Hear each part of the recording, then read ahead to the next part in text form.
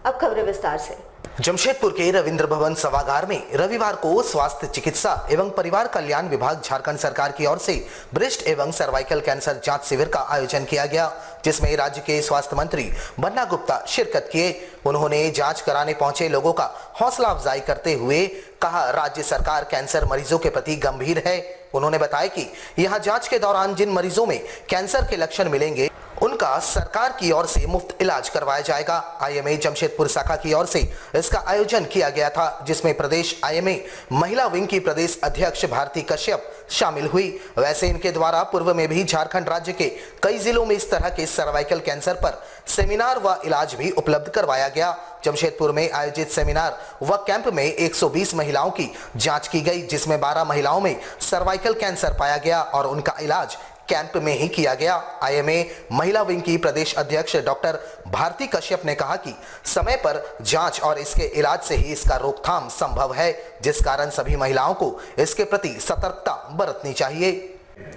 क्योंकि मैं ये समझता हूं कि 3-4 चीजों को जोड़कर हमको बात करने की जरूरत होगी। एक तरफ हमको सर्वाइकल कैंसर के बारे में भी चिंतन करना होगा, एक तरफ ब्रेस्ट कैंसर के बारे में चिंतन करना होगा, एक तरफ हमको रक्त जो है उसको संग्रह करने के लिए चिंतन करना होगा, और इसी से जुड़ी हुई है मैं समझता हूं कि भ्रूण हत्या कैसे रोकी जाए, इसको भी चिंतन करना होगा। मैं समझता हूं ये 3-4 चीजें ऐसी हैं जिनका एक दूसरे के साथ अन्योन्याश्रय संबंध है, एक दूसरे के साथ बहुत गहरा संबंध है। मैं उसको थोड़ी विवेचना के आधार पर आपको बताऊंगा। वो हमारे परिप्रेक्ष्य में लागू नहीं हो सकती है। जो तीसरी 90 की नीति है, जिसमें है कि सर्वाइकल डिजीज से ग्रसित 90% महिलाओं का इलाज अगर हम कर देते हैं तो हम सर्वाइकल कैंसर से महिलाओं को मुक्त कर सकते हैं। हमने इसके आधार पे झारखंड मॉड्यूल बनाया। हमने जो प्रजनन क्षमता वाली 2,70,000 महिलाओं की स्क्रीनिंग का लक्ष्य रखा था, 2021-22 सत्र में 1,27,000 महिलाओं की स्क्रीनिंग हो गई। वैसी महिला जिनको लक्षण था या जो हाई रिस्क कैटेगरी की थी, मतलब 50% लक्ष्य हम प्राप्त करेंगे। तो हमें आशा ही नहीं, पूरा विश्वास है कि हम अगले सत्र में 100% ऐसी महिलाओं की स्क्रीनिंग कर लेंगे जिनको लक्षण है या जिनको हाई रिस्क कैटेगरी है। और एक दिन WHO भी झारखंड के मॉड्यूल को पूरे विकासशील देशों को रिकमेंड करेगा। इतना अच्छा झारखंड मॉड्यूल हम लोगों ने बनाया है। आईएमए के राष्ट्रीय अध्यक्ष डॉक्टर सहजानंद प्रसाद सिंह एवं महिला इकाई की अध्यक्ष डॉक्टर भारती कश्यप रविवार को जमशेदपुर पहुंचे, जहां आईएमए जमशेदपुर इकाई ने दोनों का स्वागत किया। इसकी जानकारी देते हुए जमशेदपुर आईएमए के सचिव डॉक्टर सौरभ चौधरी ने बताया कि उनके आगमन और अनुभव का शहर के डॉक्टरों को लाभ मिलेगा। इस दौरान डॉक्टरों ने प्रोफेशन में होने वाली परेशानियों से उन्हें अवगत करवाया, साथ ही मेडिकल प्रोटेक्शन एक्ट को प्रभावी ढंग से लागू कराने में सहयोग करने की बातें कही। डॉक्टर सहजानंद प्रसाद सिंह ने आईएमए के क्रियाकलापों से सदस्यों को अवगत करवाया। आईएमए जमशेदपुर के द्वारा आज एक कार्यक्रम आयोजित किया गया था। उपलक्ष्य था हमारे राष्ट्रीय अध्यक्ष डॉक्टर सहजानंद प्रसाद सिंह जी दिल्ली से आए थे एक कार्यक्रम के लिए, और डॉक्टर भारती कश्यप जो वुमेन्स डॉक्टर विंग की को चेयरपर्सन है, इन दोनों को आईएमए जमशेदपुर के द्वारा सम्मानित किया गया। ये हमारे लिए गौरव की बात है, ये हमारे लिए एक अपॉर्चुनिटी था हमारे राष्ट्रीय अध्यक्ष को देखने का, सुनने का, उनसे मोटिवेशन लेने का, उनसे जागरूकता लेने का। इसी उपलक्ष्य में हम लोगों ने कार्यक्रम आयोजित किया था। 21 जून को विश्व योग दिवस के उपलक्ष्य में विश्व भर के साथ साथ योगाभ्यास जमशेदपुर में भी किया जाएगा। भारत स्वाभिमान न्यास के द्वारा देश भर के साथ जमशेदपुर में भी इसका वृहद आयोजन किया जा रहा है। इसके तहत जमशेदपुर में भी इसका आयोजन होना है, जिसकी तैयारियों को लेकर एक बैठक आहूत की गई, जहां पतंजलि योगपीठ हरिद्वार से ही साध्वी देवव्रता जी शामिल हुई। जमशेदपुर के एग्रीको ट्रांसपोर्ट मैदान में इसका आयोजन होना है, जिसकी तैयारियां पूरी हो चुकी है। यहां मुख्य अतिथि के रूप में पूर्व मुख्यमंत्री रघुवर दास मौजूद रहेंगे, जहां 4000 से अधिक नागरिक एक साथ योग दिवस के मौके पर योग अभ्यास करेंगे। साध्वी देवव्रता जी और ब्रह्मचारिणी निकिता जी के द्वारा यहां योग अभ्यास सभी को करवाया जाएगा। देवव्रता पतंजलि योगपीठ हरिद्वार से आए हैं स्वामी जी के आदेश अनुसार, और ये केवल इसी वर्ष नहीं हर साल मनाया जाता है अंतर्राष्ट्रीय योग दिवस। क्योंकि योग की महिमा सभी जानते हैं, बच्चा बच्चा भी जानता है कि योग से जो हमें ताकत मिलती है या रोगों से लड़ने की जो शक्ति है वो योग से ही मिल सकती है। जो हमारी प्राण शक्ति है उसको स्ट्रॉन्ग बनाना है तो केवल योग से। तो योग ये अंतर्राष्ट्रीय रूप इसको इसलिए दिया गया, केवल भारतवर्ष में ही नहीं बल्कि पूरा विश्व में जो मानव जाति है इसको करके स्वास्थ्य लाभ प्राप्त कर सके। पूरा भारतवर्ष ही नहीं, पूरे विश्व की जो भी जनता है वो आरोग्यता प्राप्त कर सके। क्योंकि एक साधु का जो लक्ष्य है वो सीमित नहीं होता, उनका एक विराट दायरा होता है। पूरी मानवता जाति के कल्याण के लिए वो भगवान के प्रतिनिधि के रूप में इस धरा पर आते हैं और इसी लक्ष्य के साथ परम श्रद्धेय स्वामी जी महाराज ने इसे अंतर्राष्ट्रीय योग दिवस का रूप दिया, ताकि केवल भारत में ही नहीं बल्कि अन्य राष्ट्रों में भी इसे उसी उत्साह के साथ मनाया जाए जैसे कि भारत में मनाया जाता है। जमशेदपुर के साक्षी बाजार में महिला से पर्स छिनतई करते स्थानीय लोगों ने एक महिला चोर को धर दबोचा, जिसे पुलिस के हवाले कर दिया गया। बताया जाता है कि महिला बाजार में खरीदारी कर रही थी। इसी दौरान एक महिला चोर आ धमकी और खरीदारी कर रही महिला का पर्स छीनकर भागने लगी। जैसे स्थानीय लोगों ने उसे धर दबोचा और पुलिस को सौंप दिया। फिलहाल पुलिस दोनों महिलाओं को अपने साथ थाने ले गई। अरे पॉकेटमारी कर रहा था। कौन?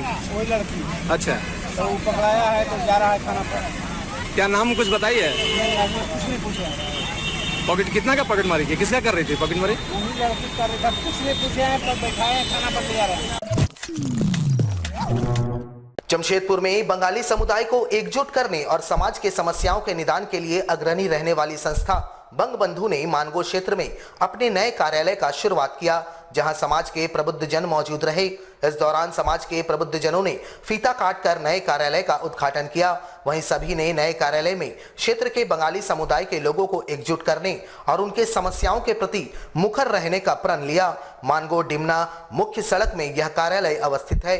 बंगबंधु संस्था के संस्थापक सदस्य इंद्रजीत घोष ने कहा कि बंगबंधु संस्था की स्थापना वर्ष 2016 में हुई थी। तब से लगातार समाज के तमाम लोगों को एकजुट करना और बंगाली समुदाय के प्रति प्रत्येक व्यक्ति के समस्याओं के प्रति मुखर रहना ही संस्था का उद्देश्य रहा है और इस कड़ी को आगे बढ़ाने हेतु मानगो क्षेत्र में इस कार्यालय की शुरुआत की गई।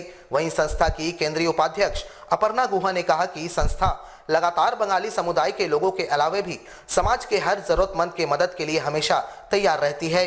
संस्था स्वास्थ्य सुविधाओं को बेहतर बनाने हेतु एम्बुलेंस का भी संचालन करती है, जो हमेशा जरूरतमंद के सेवा के लिए उपलब्ध होता है।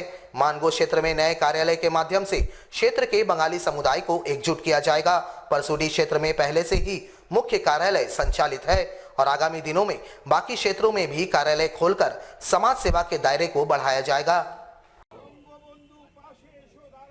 हमारा हेडक्वार्टर प्रमोथ नगर परसूडी ही रहा है और विनोद बाबू अपर्णा इन लोगों ने बोला कि ब्रांच का एक्सपेंशन जरूरी है, तो हम लोगों ने एक सामाजिक क्षेत्र में एक पहल किया है कि education, health, sustainability, go green हर एक विषय पे हम काम करेंगे under the banner of Bangabandhu. कोई समस्या होती है तो हम लोग वहाँ पर जाते हैं एवं उनका जो भी समस्या उसका निदान करते हैं। हमारे बंगबंधु संस्था से एक एम्बुलेंस में हम लोग जो कि हमारे जिसकी भी जरूरत पड़ती है उन लोग को हम लोग सेवा भी देते हैं और ये उद्देश्य है कि हमारे बंगबंधु सिर्फ परसूडी अंचल नहीं, हमारे जो यहाँ पर 4 जोन है जैसे ईस्ट, वेस्ट, नॉर्थ और साउथ, तो ऐसे हमारे नॉर्थ जोन में भी हो गया, हमारे साउथ में भी है। अभी 2 जगह में और हमारे कार्यालय हम लोग खोलेंगे, क्योंकि हम लोग बंगबंधु संस्था एक कर रहे हैं कि हमारे जो बांग्ला भाषा भाषी है सभी को एकत्रित करके एकजुटता करके हमारे समाज में कोई भी परेशानी होगा तो सभी लोग हम लोग खड़ा उतरेंगे। राज्य में सूचना के अधिकार कानून को प्रभावी बनाने के लिए आगामी 27 जून को आरटीआई कार्यकर्ता उपायुक्त के माध्यम से मुख्यमंत्री, राज्यपाल और राष्ट्रपति के नाम ज्ञापन सौंपेंगे।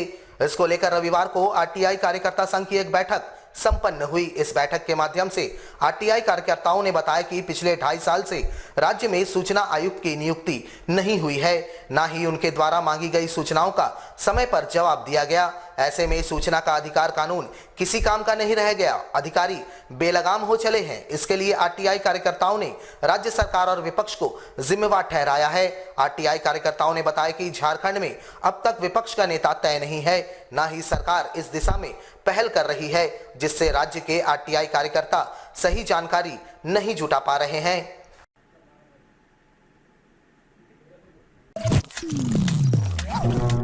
जमशेदपुर की सामाजिक संस्था अर्पण की ओर से बिष्टुपुर स्थित रेड क्रॉस भवन में एक दिवसीय रक्तदान शिविर का आयोजन किया गया, जिसमें बतौर मुख्य अतिथि केंद्रीय मंत्री अर्जुन मुंडा शामिल हुए और रक्तदाताओं का हौसला बढ़ाया। उन्होंने बताया कि रक्तदान जीवन का सबसे बड़ा दान है, इससे लोगों की जान बचाई जा सकती है। रक्त का कोई वैकल्पिक व्यवस्था नहीं है। उन्होंने सामाजिक संस्था अर्पण के लोगों को रक्तदान के प्रति समर्पण रहने की सराहना की। वहीं अर्पण के संरक्षक पूर्व भाजपा नेता अमरप्रीत सिंह काले ने बताया कि 1500 यूनिट रक्त संग्रह का लक्ष्य निर्धारित किया गया है। रक्तदाताओं के हौसलों को देखते हुए उन्होंने इस लक्ष्य को हासिल कर लेने की बात कही।